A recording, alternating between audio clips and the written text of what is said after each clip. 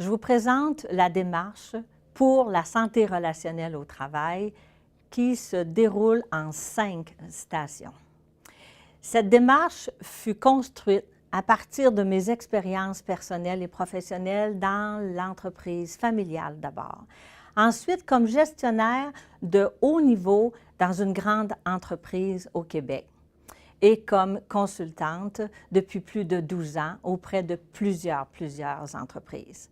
Alors, une démarche afin d'augmenter le leadership relationnel de gestion, le savoir-être qui amène aussi la réalisation des objectifs qui sont dans le but de développer l'entreprise, le côté organisationnel. Alors, 5 stations. Je vous présente maintenant le contenu, soit le résumé du contenu de la première station, leadership et changement. On entend parler de changement tous les jours. Ça s'applique dans notre vie à tous. Alors, la courbe du changement en 4 étapes, surtout les connaître, mais surtout savoir comment traverser ces étapes, comment soi-même s'influencer pour s'adapter au changement et pouvoir ainsi influencer les autres autour de nous à s'adapter à ces changements. Des outils concrets, faciles à appliquer afin de devenir un meilleur leader dans son milieu. Voici maintenant le résumé du contenu de la deuxième station. Dans la deuxième station, on parle de communication. Depuis si longtemps, on en parle, on en entend parler. Alors, les bases de la communication, toutes des notions basées sur le neurocoaching, les neurosciences appliquées, notre cerveau, comment il fonctionne, l'intrapersonnel, l'interpersonnel, aussi les adversaires, les pièges qu'il faut éviter, mais surtout les complices de la communication. Cette séance se termine avec le choix de 5 règles de santé relationnelle. Simple, langage facile à intégrer. Voici le contenu de cette station. Voici maintenant le résumé du contenu de la troisième station, les notions du feedback. Comment faire une rétroaction qui soit gagnante, qui soit positive, en suscitant chez la personne rencontrée le changement de comportement, la solution qu'il peut trouver, le responsabiliser sur sa capacité d'améliorer les éléments qui sont contenus dans cette rencontre, laquelle doit être bien préparée.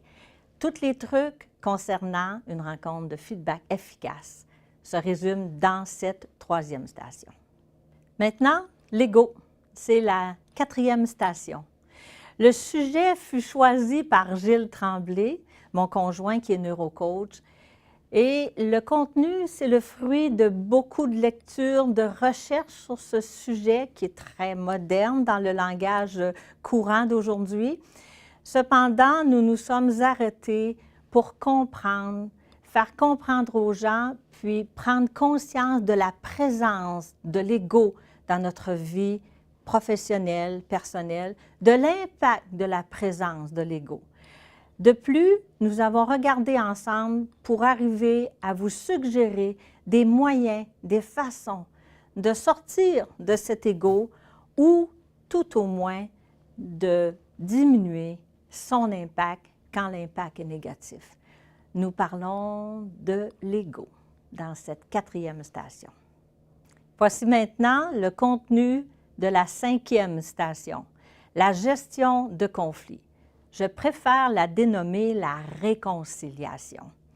Alors, dans ce contenu, nous amenons les sujets à découvrir d'où viennent les conflits, comment les conflits se créent-ils lentement, sûrement, à travers nos comportements puis notre vie, et aussi comment les résoudre, comment faire face aux situations afin d'apprendre à mieux agir à l'avenir, à ne pas retomber dans ces comportements conflictuels.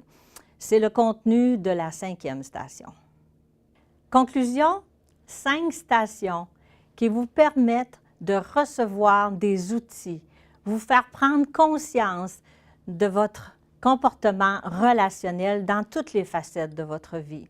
Le défi intégrer ces notions, intégrer les outils.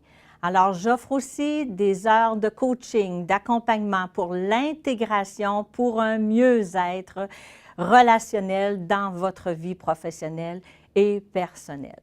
L'humain porteur de ses réussites. Alors, vous pouvez aussi être porteur, porteuse de vos réussites.